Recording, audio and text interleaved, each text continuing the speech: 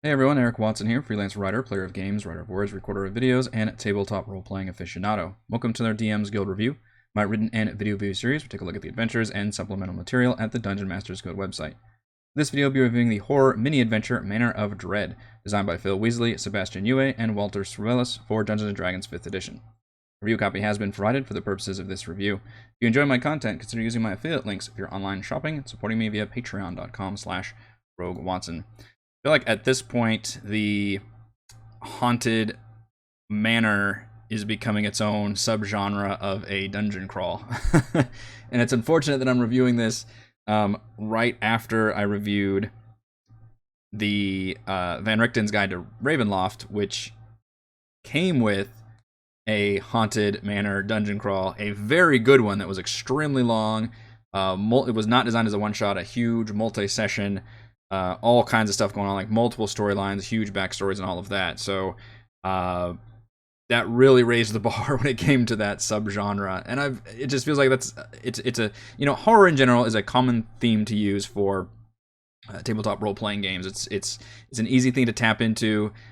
Fear in general and different horror tropes are all there and available. It's far easier than trying to do comedy or drama, and of course action is the other main one that you can do.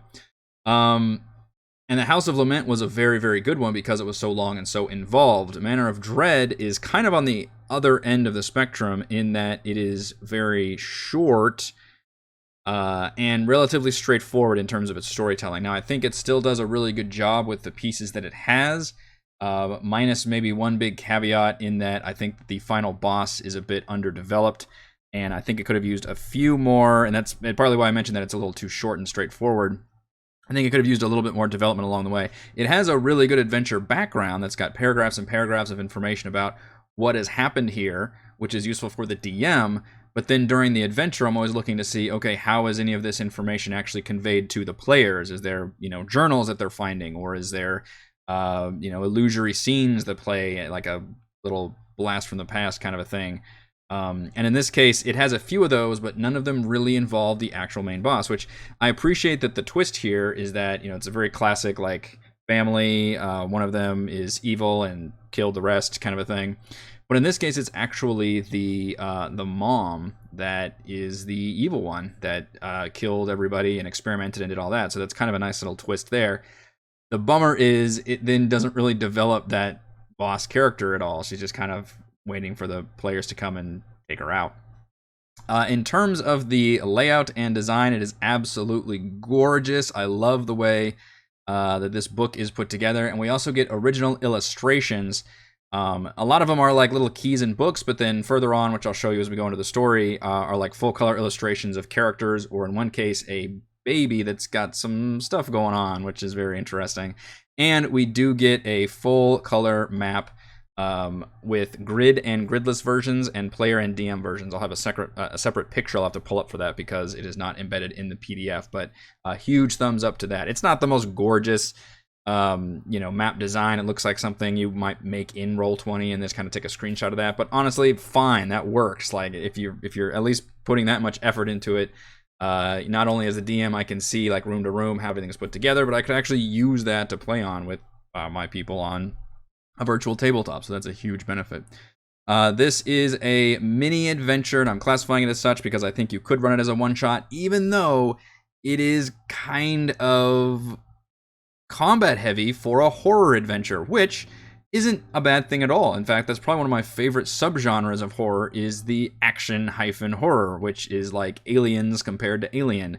Or video games are really a good example of this, like Resident Evil series or Dead Space or something, where the protagonist still has, you're not just running away and trying to survive. You've got, it's still scary and there's a, very scary environment, but you've got a gun, or something. You're fighting back against it. It's Resident Evil versus, Amnesia or something, where you're just literally running around terrified. No, I do not play those games. So I think this one does a pretty good job. If you're looking for, you still want to have that horror atmosphere. You want to do the room to room, and you want to do the creepy stuff going on. But then you also have some major fights. And in this case, it literally does the video game thing, which again I don't have a problem with, which is we're going to let you explore this space, but the final door for the final boss is locked. And in order to unlock that door, you have to then get things from different parts of this area, which is basically a soft way of telling the players, okay, you're going to need to explore the space.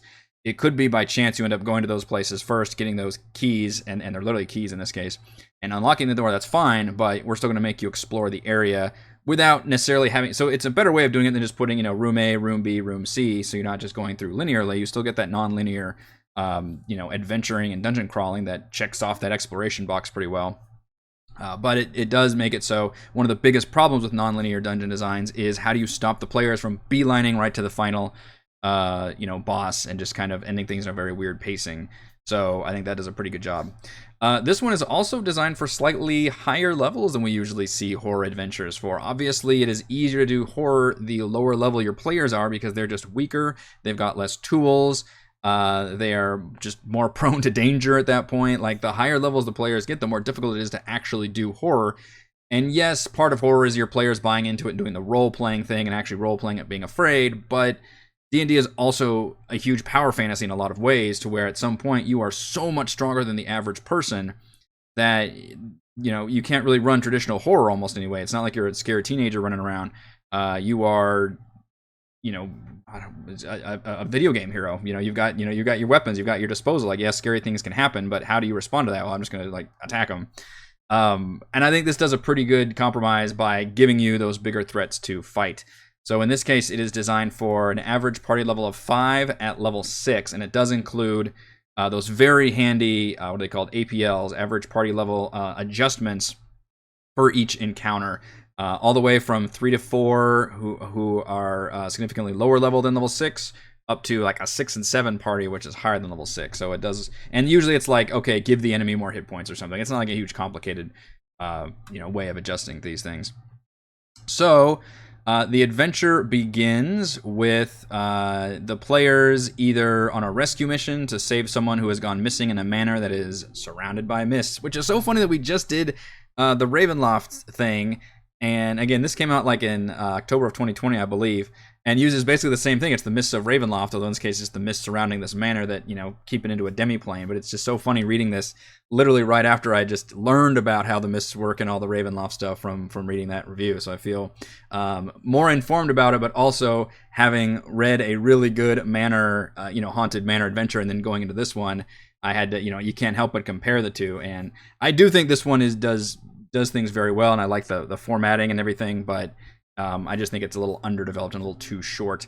But so you can either go on a rescue mission, or just you're given a mission to just go investigate like what's going on in this manor that's got all this creepy fog around it that nobody returns from. And what happened was a woman named Cassandra is very power hungry. She has no scruples about injuring people, and certainly does not respect bodily autonomy. And she's been experimenting on people, kind of a Dr. Frankenstein type thing, I guess, very into like flesh golems and that deal. She's got a particularly appetite for spiders, which is very much underdeveloped here and would have made more sense. Otherwise, it kind of comes out of left field in the actual context of the adventure. And then and she gets married and, still puts up a front of like having these, resources in the rich socialite life and everything, while, in the back room doing creepy stuff. She gets married, she actually has a kid. And then eventually the husband finds out like all the horrible things she's doing, and he plots to escape with the baby with his brother and the gardener. And she finds out and then ends up basically killing all of them. And this is all the story building that you'll find throughout the house. And literally the two of them, you end up fighting basically all of them in different states, which is kind of interesting. So that part's kind of cool. The problem is you don't really ever see or interact with Cassandra until the very end when you actually get to the boss fight. So it might be easier to actually pull up the map, but I want to show you, because the map's going to take up a lot of the room on the screen, I want to show you a little bit more about what we're looking at. So when you walk in, there's a really fun moment where a body just falls from the second floor to the first floor and just gets crushed and dies instantly, and that's just a horror illusory thing. That's a great way to kick things off. I like that a lot. There are certain social scenes, and in this case it does the ghostly illusion, but it actually lets the players interact with one of the scenes, which is the dining room, where they can learn more about what's going on and try to get some teases, and hopefully the players can interact with them. And then there's another scene in the library where you actually see the brother and the gardener, who's a satyr, plotting to get the kid out. And what's interesting here is I think the way I would run this adventure is you would make it a bit of a twist. So initially you think maybe the husband and the brother and the gardener are plotting against the mom, Cassandra, and trying to like steal this baby away, and maybe they're the evil ones, and then maybe she's done something to protect them or something. So I think that would be it doesn't necessarily spell that out like that's what you're supposed to think, but I think that would be a cool twist to inject into the story, and then at the end you realize that they're actually trying to save the baby because the mom is demented and trying to do terrible things to everybody. That's kind of how I'd run it, but unfortunately we don't get enough. There's no real like journal entry from Cassandra or anything like that. The library does have some notes about the things she's been working on. You do get a book about like spiders and how to make like stone cursed. She's turned a couple, I think, their previous adventurers or people that she's captured into stone. Which the players actually could do that too if they get the book and get enough recipes in it. There's poltergeists in the kitchen. There's a cool bit where if you look at the painting, when you're going through the gallery, there's like creepy shadows in the background and they can pop out and attack you. It's a lot of combat, honestly, for a horror thing. The one really interesting, I mean, there is madness things that are supposed to happen. Where's that table? Okay, right. Or no, it's not that one. Where's the madness? There we go. The haunts. So whenever they do a short rest or just whenever you want, you're supposed to do all these little haunts, which are all, they're not any mechanical things, but it's just, they hear screams or hear whisperings or hear, doors slamming shut, pretty almost basic shit you should be doing for horror stuff anyway, but I'm glad it at least spells this out.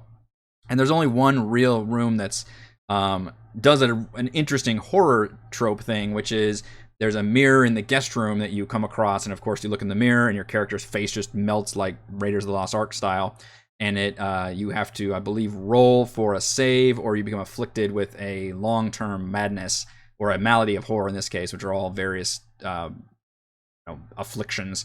Or you can damage the mirror, because a lot of players are going to be like, I attack the mirror and try to crush it, in which case you have to make another save because it does this piercing scream and does damage. So that's pretty effective. That's kind of one of the few like just pure like trap-based horror things. The rest of them are kind of all combat-related.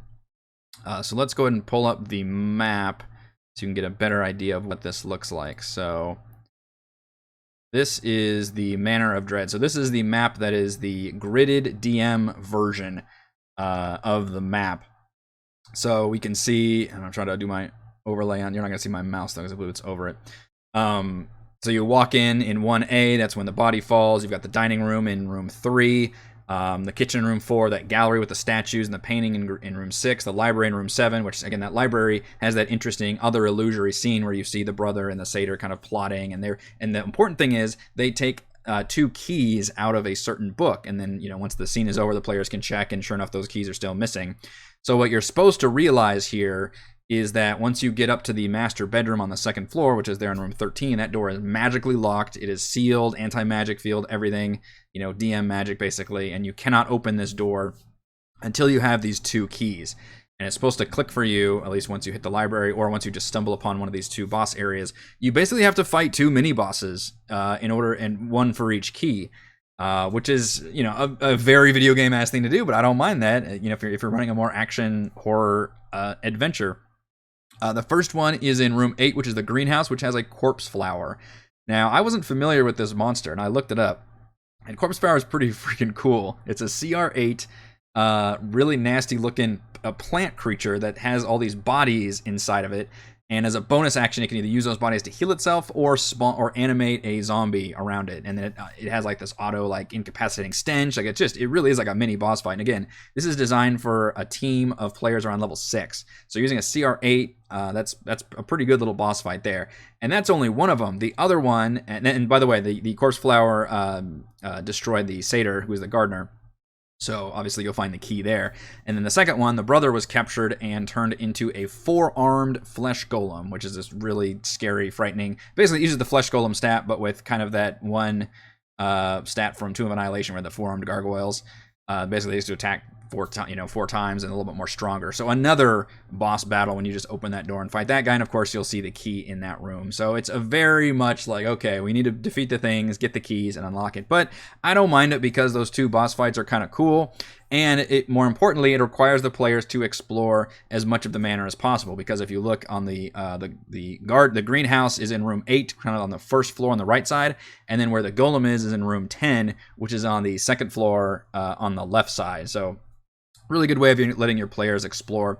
What it lacks is it really feels more like a dungeon crawl with some horror elements rather than a horror dungeon, if that makes sense. Not to say that a good DM can't make it more horror-fied, but like, I've reviewed ones in the past that used, like, a lot of times the boss or the haunt will be terrorizing the players while they're in that dungeon, and Cassandra doesn't do shit in this dungeon. It really is more of a traditional, like, you're just going room to room, you're exploring. Like, you might have that one guest room with the mirror, which is really cool, and you'll have a few of those. You might hear a scream in the distance that the DM is playing at, but it doesn't have any mechanical benefit or, anything going on there. And again, you might fight poltergeists in the kitchen. You'll see a few things. I mean, it checks a lot of the boxes, but just compared to other haunted manors that I've looked at, this one feels a little more tame in terms of the main boss just isn't really coming out after the players. Instead, she just has all these minions that are just kind of waiting in rooms, waiting for the players to come across and defeat them, which makes it feel a little bit more like a traditional dungeon crawl rather than something that's a more memorable, like, horror thing. But it also makes this one a lot easier to run. I will say that it's way easier to run one where you don't have to keep track of a monster, like following the players and chasing them and doing things to them and all that. This one is just everybody's in their room and waiting for the players to kind of come across and defeat them. That's a lot easier bookkeeping on the DM, and it can be a lot easier if you're just wanting to run a pretty simple one shot that's got some horror elements in it, but your party still likes kicking ass and breaking down doors and fighting big nasty monsters and stuff. So I think that is where this one would come in handy a lot.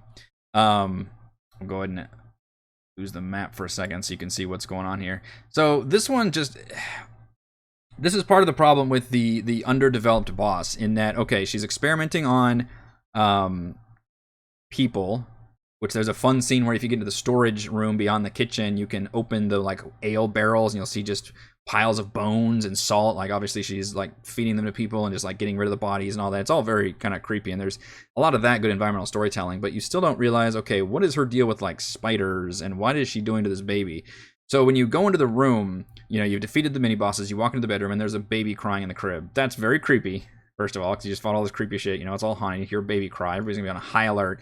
And you go in, and there's this really cool portrait right here where you see this perfectly normal, happy baby, but then it's kind of squirming underneath, and all of a sudden these, like, spider appendages coming out, and then you realize this baby's half fucking spider. Still a perfectly calm, regular baby, but half baby, half spider. Just incredibly creepy and crazy. And it even basically says, like, the players can, it's what the party decides to do with the baby is up to them. It's just that we have no, the DM just kind of, the designers kind of just wash their hands of it and say, like, look, you just find this really creepy baby, what do you want to do? It does offer an entire stat block of called an Arachnoid, which is a half person, half spider. Although I think those already exist as driders. I guess that's specifically a drow thing, but I feel like we could have borrowed a little bit from that. But it does play a part into the actual boss fight. So there's a weird part here where you have to make an intelligence or a perception check to be able to even find the boss room. Never, ever, ever, ever, ever put up that kind of roadblock when it's a critical roadblock like that. Because if nobody makes that check, what are you going to do? Just turn around and be like, well, I guess we're done with this adventure? Like, no, of course not. You're going to make it so your players are going to be able to find the boss and get there. They go upstairs to the attic, and that's where Cassandra is, and she is has the husband, which is the final victim that we know about, who has been made into just a regular flesh golem. He's guarding her. She's making experiments on the person you're supposed to rescue, which I think was just some random farmer. And she definitely doesn't want you to take the baby because she's still, like, working on the baby or whatever. So that becomes an interesting bargaining chip and a possible social encounter, but more likely it's going to be a combat fight with the Cassandra, which is kind of a mid-level mage, and then a flesh golem minion. And then the baby can just be kind of a weird thing that the party can deal with however they want to deal with it. But the problem is, like, what is going on here? She doesn't have a monologue. We don't really understand what she's going on about. Like, I feel like you can still make this a one-shot and still have it be very combat-heavy, but I feel like we're missing at least one good scene that's her in the illusory scene. So we've got one of, like, a husband and a bunch of the guests in the dining room, we learn a little bit more information there.